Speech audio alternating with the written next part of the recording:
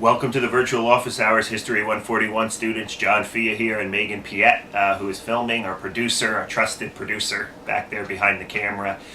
Remember from 2 days ago, I gotta say this, two lectures ago, or 2 office hours ago, I said that she was dressed as Napoleon. It's still Halloween.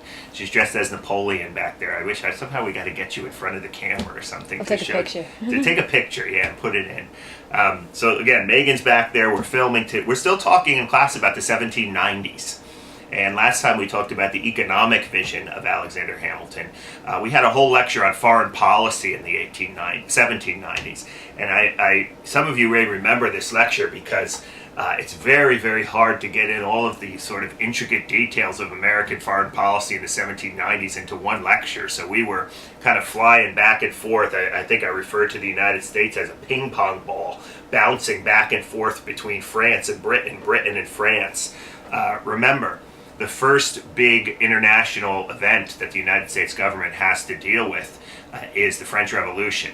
And despite the fact that many Federalists, Hamiltonians, if you will, they want to support Britain, many of the Jeffersonians want to support France and the new revolutionary government there. And of course, this is much more complicated than I'm making it out right now because there are various phases of the French Revolution, and the United States is going to respond in different ways. But ultimately, George Washington decides to declare neutrality. The story in many ways of the 1790s is whether or not the rest of Europe, particularly France and England, are going to respect America's neutrality. We know that Great Britain does not respect America's neutrality, which ultimately results in John Jay being sent over to negotiate what becomes known as Jay's Treaty. Of course, many of the French and the Jeffersonians in America do not like Jay's Treaty, simply because Jay's Treaty seems to have allowed Great Britain to decide what neutrality meant. The United States agrees to limit their trade with France, thus closing down markets for many of the frontier settlers and who will support Jefferson in the United States. So, there's this story of Jay saying he could travel throughout the United States by the light of his burning effigies because people hate, at least the common person hates John Jay, the common farmer especially, Jay's Treaty. On the other hand, the French don't like Jay's Treaty, so they start harassing United States ships in the Mediterranean, the West Indies, and this is going to lead to this undeclared naval war between the United States and France. George Washington's actually ready to come out of retirement in case there's a ground war. We have this 2 years of fighting, naval battle, if you will, in the I keep saying the Mediterranean, in the West Indies, between the French and the United States. And again, one of the important themes that I want you to see is, as we think about all of these international affairs that the United States gets involved in, I think it's important to realize that those international affairs are often serve as a mirror for some of the political battles at home, the domestic political battles between the followers of Thomas Jefferson and the followers of the Federalists who are in power.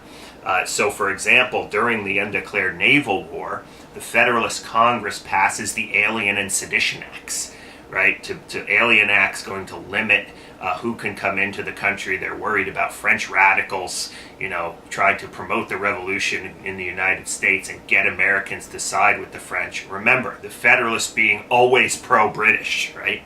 And then the even worse, the Sedition Acts, which say that anyone who speaks out against the government will be fined or even imprisoned. And I joked at the end of lecture that almost all, actually I didn't, this is true, almost all of the first people found guilty under the Sedition Acts were Jeffersonians, including this character from New Jersey, Luther Baldwin, who openly wished that Thomas Jefferson would get hit by, or John Adams would get hit by a cannonball in the arse, as it was said. So I think he gets fined $50 or something like that. Well, of course, you could see how the Jeffersonians respond, right? This is taking away our freedom of speech. Federalists say, no, you don't have freedom of speech, or at least your freedom of speech is limited in a time of war. So again, I'm not going to go into all the details because that was a crazy lecture. But try to sort it all out, and the bigger picture here is I want you to see the weakness of the United States in the 1790s as they try to navigate this international market, our international, the world, but also see the way in which all of these foreign policy events have implications for the politics. Jeffersonians versus Federalists, the politics going on at home. And I think that will, if you focus on that, I think it will bring some order to all of the back and forth, kind of French, England, United States, sinking of ships, wars, West Indies, all of that kind of stuff that we were talking about. So if you have any further questions about that, or you want more clarity, come in and see me during my actual office hours, not my virtual office hours, and we will see you next time. Thanks.